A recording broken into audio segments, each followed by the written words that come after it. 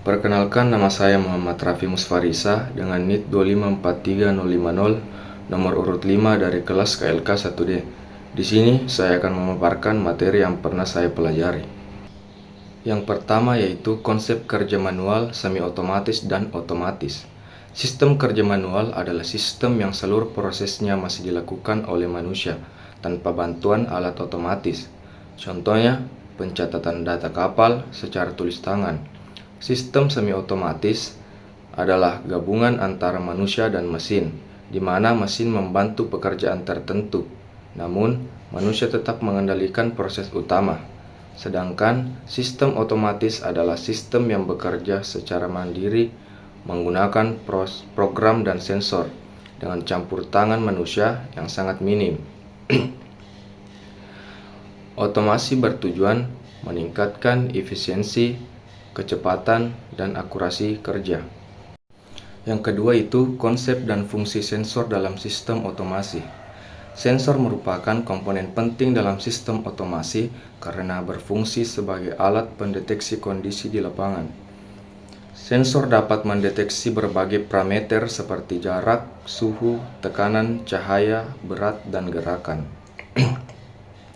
Data dari sensor dikirim ke sistem kontrol untuk diproses menjadi tindakan tertentu, seperti membuka palang, menyalakan lampu, atau mencatat data otomatis. Dalam pelabuhan, sensor membantu memantau kendaraan, kontainer, dan lingkungan kerja sehingga sistem dapat bekerja lebih akurat dan efisien. Yang ketiga ada konsep Human Machine Interface. Human Machine Interface atau HMI adalah media penghubung antara manusia dan sistem otomasi.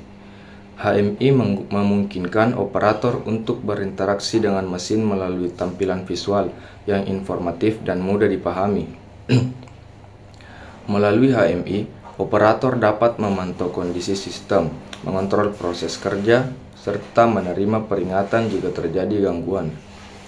HMI biasanya dilengkapi dengan grafik indikator, alarm, dan tombol virtual yang memudahkan pengoperasian. Dalam sistem otomasi pelabuhan, HMI berperan penting dalam meningkatkan keselamatan kerja karena operator dapat mengawasi seluruh sistem dari satu titik tanpa harus berada langsung di area lokasi. Yang keempat adalah konsep dasar sistem otomasi gate di pelabuhan. Sistem otomasi gate di pelabuhan merupakan sistem yang dirancang untuk mengatur arus keluar masuk kendaraan dan kontainer secara otomatis dan terintegrasi. Sistem memanfaatkan teknologi seperti RFID, barcode, kamera, pengenal plat nomor, serta sensor kendaraan. Tujuan utama sistem otomasi gate adalah mempercepat proses administrasi, mengurangi antrean kendaraan, serta meningkatkan akurasi data. Dengan sistem ini, pemeriksaan dokumen, identifikasi kargo, dan pencatatan waktu masuk keluar dapat dilakukan secara otomatis tanpa interaksi manual yang berlebihan. Yang kelima yaitu digitalisasi administrasi pelayaran di era modern. Digitalisasi administrasi pelayaran bertujuan menggantikan sistem berbasis kertas menjadi sistem elektronik. Proses ini mencakup dokumen kapal, kargo, dan perizinan. Sistem digital kapal mempercepat alur administrasi dan mengurangi kesalahan pencatatan. Data dapat diakses oleh pihak terkait secara cepat dan akurat. Digitalisasi juga mendukung integrasi antara instansi seperti pelabuhan, bea cukai, dan perusahaan pelayaran. Hal ini menciptakan sistem kerja yang terkoordinasi. Dengan administrasi digital, transparansi dan akuntabilitas dalam pelayanan pelabuhan dapat ditingkatkan. Yang keenam yaitu penerapan otomasi dalam supply chain maritim.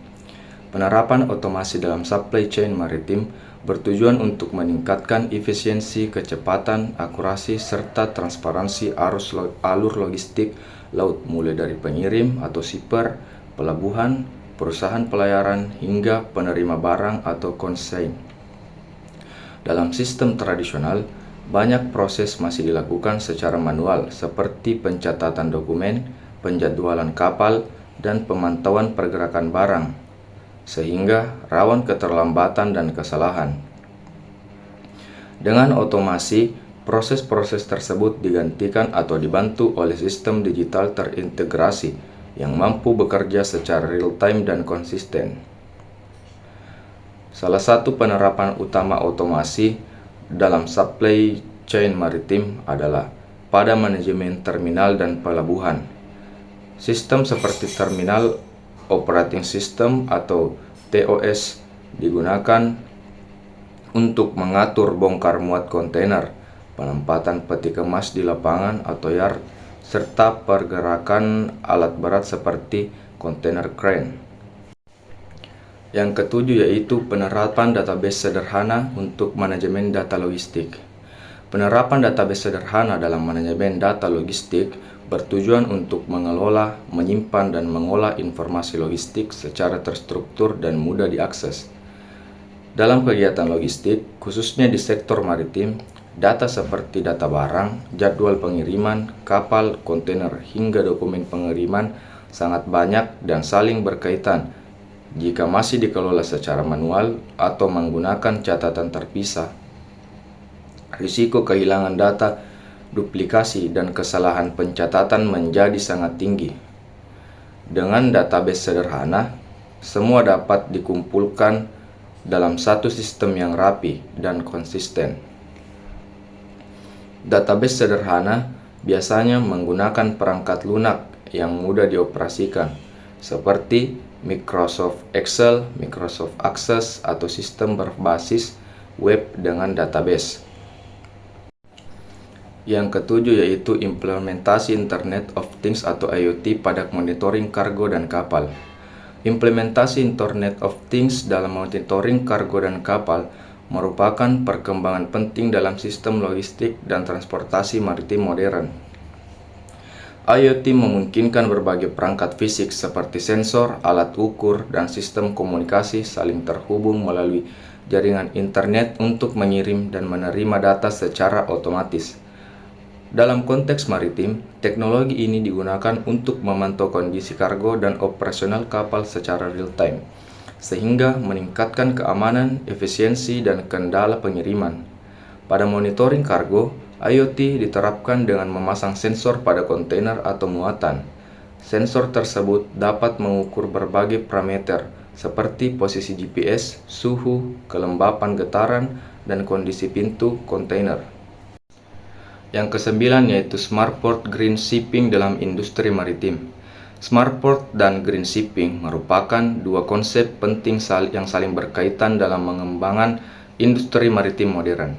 Keduanya hadir sebagai jawaban atas tantangan efisiensi operasional, keselamatan, serta tuntutan global terhadap pengurangan dampak lingkungan. Smartport berfokus pada pemanfaatan teknologi digital dan otomasi di pelabuhan, sedangkan Green Shipping memberatkan pada praktik pelayaran, ramah lingkungan, dan berkelanjutan. Smartport adalah pelabuhan yang mengintegrasikan teknologi informasi, otomasi, dan komunikasi untuk meningkatkan kinerja operasional. Penerapan Smartport meliputi penggunaan Terminal Operating System atau TOS, Internet of Things atau IoT, kecerdasan buatan atau AI. Yang ke-10 yaitu sistem keamanan dalam sistem otomasi pelabuhan. Sistem keamanan dalam sistem otomasi pelabuhan merupakan aspek yang sangat penting untuk menjamin kelancaran, keselamatan, dan kendala seluruh aktivitas kepelabuhanan.